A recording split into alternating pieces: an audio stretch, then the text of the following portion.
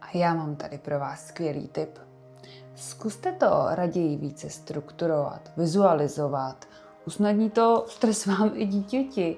No a pokud byste to chtěli ještě mnohem více vyšperkovat, zkuste tam doplnit, kdy přijdete domů, kdy přijdete z práce, z nákupu, nebo dokdy to má být prostě hotové. Protože takovéto slovíčko hned teď prostě nefunguje, to už dávno víme. A proč vlastně taková příprava? Taková příprava totiž dítěti dává vlastně jistou předvídatelnost, pocit jistot, což mu vlastně usnadňuje dané činnosti splnit.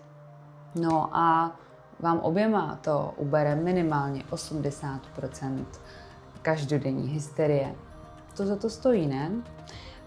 Zkuste tedy místo příkazů, nákazů a každodenního rozčilování použít barvičky, nástěnky a uvidíte, že vám za to vaše nervová soustava jenom poděkuje.